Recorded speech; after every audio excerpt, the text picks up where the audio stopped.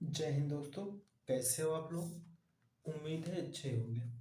आज की वीडियो में हम पढ़ेंगे UP board class 12th Hindi के व्याकरण से कुछ इम्पोर्टेंट टॉपिक पढ़ेंगे, जिससे हर साल यूपी बोर्ड में एग्जाम में परीक्षा में पूछा गया प्रश्न है। तो उन इम्पोर्टेंट टॉपिक के क्वेश्चनों को आज हम सॉल्व करेंगे। और मैं दावे के साथ कह सकता हूँ कि अगर आपने इन टॉपिक को तैयार कर लिया तो 5 नंबर आज आपके क्लियर हो जाएंगे। 5 अंक आज आपके क्लियर हो जाएंगे। तो आज हम टोटल 4 टॉपिक को हम पढ़ेंगे आज, जो कि बोर्ड एग्जाम 2024 के दृष्टि से काफी ज्यादा इम्पोर्टेंट है आप लोगों के लिए। It is most important topic for UP board exam 2024। तो चलिए देखते हैं आज हम क्या क्या पढ़ेंगे। तो आज हम पढ़ेंगे, पहला टॉपिक मुहावरा पढ़ेंगे। कुछ इंपॉर्टेंट मुहावरे हैं जो कि बोर्ड एग्जाम में आपके आने की संभावना है, उसको पढ़ेंगे। उसके बाद हम दूसरा टॉपिक है संधि विच्छेद पढ़ेंगे। फिर तीसरा है विभक्ति वचन पढ़ेंगे, मतलब रूप वगैरह पढ़ेंगे। उसके बाद चौथा टॉपिक पढ़ेंगे शब्द युग्म, युग्म कैसे बनते हैं।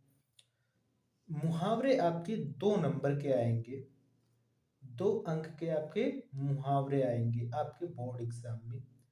और एक एक नंबर के ये बहुविकल्पीय में आएंगे संधि विच्छेद, जिसके लिए आपके लिए 4 ऑप्शन दिया रहेगा। ये भी 1 नंबर का ही आएगा और शब्द युग्म भी 1 नंबर का आएगा। तो चलिए ज्यादा टाइम ना गंवाते हुए वीडियो को हम करते हैं स्टार्ट। तो सबसे पहले हम पढ़ेंगे मुहावरे, महत्वपूर्ण मुहावरे। कुछ कुछ ऐसे मुहावरे पढ़ेंगे जो कि आपके बोर्ड एग्जाम में 90% आने की संभावना है।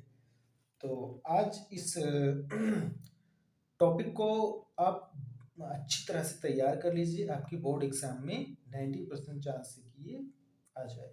तो चलिए पढ़ते हैं। पहला मुहावरा हमारा है जो कि मोस्ट इम्पोर्टेंट मुहावरा है। मोस्ट इम्पोर्टेंट मुहावरा है कि अध जल गगरी छलकत जाए। मुहावरे में आप लोगों को क्या दिया रहेगा कि मुहावरा का सबसे पहले अर्थ लिखना है। जैसे इस तरह मुहावरा दिया रहेगा, अध जल गगरी छलकत जाए। अब इसका अर्थ लिखना है, उसके बाद इसका वाक्य प्रयोग करके एक सेंटेंस बनाना है। तो चलिए हम बनाते हैं। तो हमारा मुहावरा है अध जल गगरी छलकत जाए। इस मुहावरे का अर्थ है दिखावा देना, दिखावा सिर्फ, मतलब वो व्यक्ति जिसके पास ज्ञान नहीं है उसके बाद भी वो अपना बखान कर रहा है, अपने आप को ज्ञानी बताता है, मतलब दिखावा ज्ञानी। या फिर दिखावा करना, सेमली आप लिख सकते हैं दिखावा करना, लिख भी सकते हैं आप लोग दिखावा करना। अब हम इसका अर्थ लिख चुके हैं, अब इसको हम वाक्य प्रयोग करेंगे इस मुहावरे का।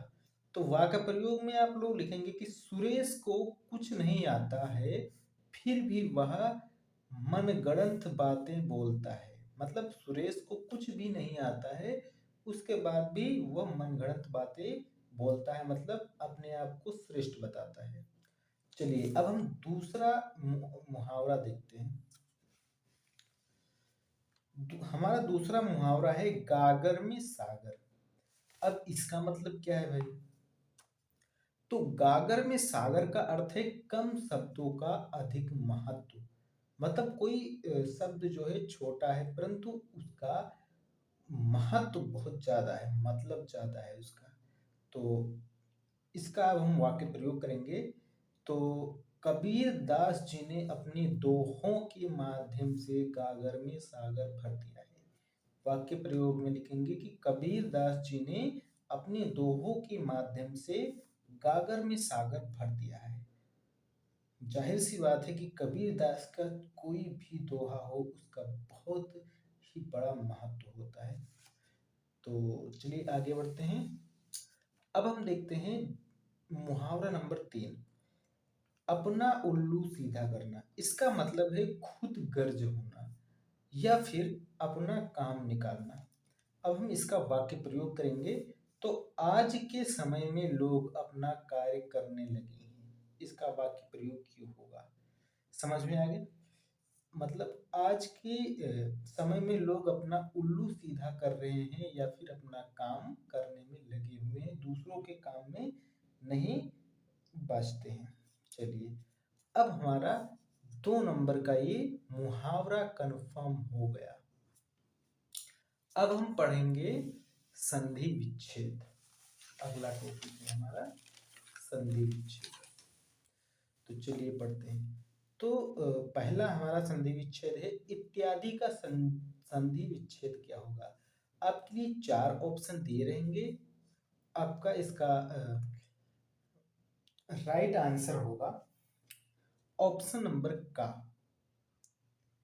इत धन आदि। इत्यादि का संधि विच्छेद होगा इत धन आदि। अगला है हमारा शिवालय। शिवालय का संधि विच्छेद क्या होगा। तो शिवालय का संधि विच्छेद होगा शिव प्लस आलय, मतलब शिव धन आलया। शिवालया का संधि विच्छेद शिव धन आलया।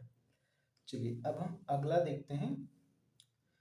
अगला है हमारा सूर्योदय का संधि विच्छेद। 4 ऑप्शन दिए रहेंगे, सूर्य प्लस उदय या सूर्योधन दया या फिर सूर्यधन आदया या फिर सूर्यधन उदया। तो इसका राइट आंसर होगा ऑप्शन नंबर का सूर्यधन उदया। ऑप्शन नंबर का पर हम क्लिक कर देंगे। चलिए अब हम अगली टॉपिक पे चलते हैं। अब हम देखते हैं कि विभक्ति और वचन जो कि इम्पोर्टेंट है।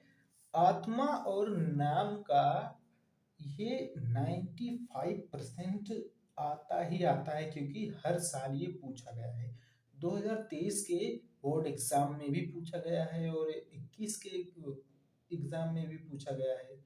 ये लगभग 2-3 वर्षों से विगत पूछा जा रहा है। तो ये बहुत ही इम्पोर्टेंट है, इसको आप लोगों को तैयार कर लेना है। तो चलिए देखते हैं। आत्मने, आत्मने में विभक्ति और वचन पूछ रहा है, मतलब आत्मने शब्द में कौन सी विभक्ति है और कौन सा वचन है। तो इसके लिए 4 आंसर हैं। ऑप्शन नंबर आ चतुर्थी विभक्ति एक वचन, और ऑप्शन नंबर खा है द्वितीय विभक्ति बहुवचन, सा है पंचमी विभक्ति द्विवचन और द चतुर्थी विभक्ति बहुवचन। तो इसका राइट आंसर होगा चतुर्थी विभक्ति एक वचन। मैं ब्लैक पेन से कर रहा हूं। चतुर्थी विभक्ति एक वचन को हम टिक कर देंगे। चलिए आगे बढ़ते हैं। हमारा अगला सवाल है नाम, नाम में विभक्ति और वचन क्या है। तो इसका 4 ऑप्शन है। ऑप्शन नंबर ए सप्तमी विभक्ति एक वचन, बा षष्ठी विभक्ति बहुवचन, ऑप्शन नंबर सा द्वितीय विभक्ति एक वचन और ऑप्शन नंबर द चतुर्थी विभक्ति द्विवचन। तो इसका जो राइट आंसर होगा वो होगा ऑप्शन नंबर सा द्वितीय विभक्ति एक वचन। समझ में आ गया, द्वितीय विभक्ति एक वचन। तो ये थे 2 मोस्ट विभक्ति वचन। अब हम आगे अगला टॉपिक हम पढ़ते हैं। हमारा अगला टॉपिक है शब्द युग्म। यहां पर आपके 2 नंबर कंफर्म हो गए, 2 अंक आपके कंफर्म हो गए। अब हम आते हैं शब्द युग्म। शब्द युग्म कैसे बनाते हैं। शब्द युग्म में दोस्तों 2 अक्षर दिया रहेगा, उसका एग्जैक्ट मतलब 4 ऑप्शन में दिया रहेगा। इसमें बताना होगा कि इनमें से इसका मतलब क्या होता है।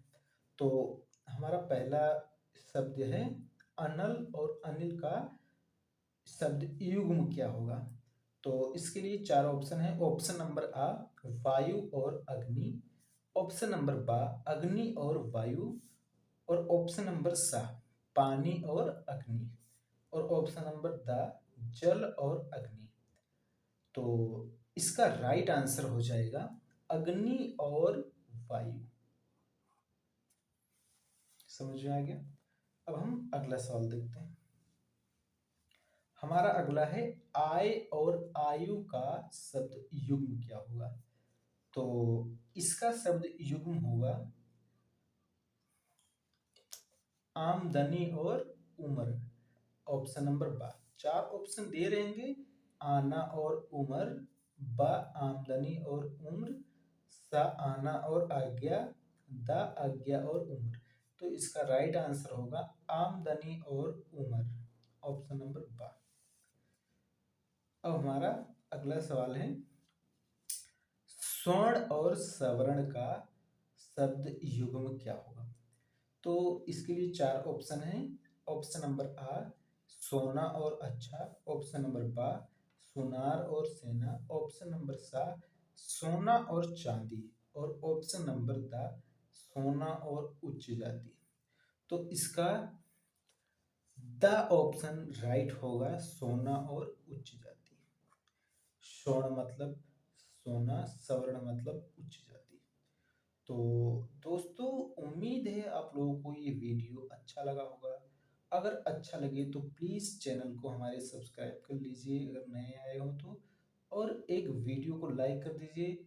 और अगर आप लोगों को बोर्ड एग्ज़ाम से और कोई टॉपिक चाहिए तो प्लीज़ कमेंट में अपनी राय दीजिए। इस चैनल पर क्लास टेंथ की, खैर टेंथ तो आप लोग पास ही कर चुके हैं, क्लास ट्वेल्थ के बायोलॉजी, फिजिक्स और हिंदी से रिलेटेड टॉपिक पढ़ाया जाता है। तो आप लोग कमेंट में ज़रूर अपनी राय दीजिए। जय हिंद, जय भारत।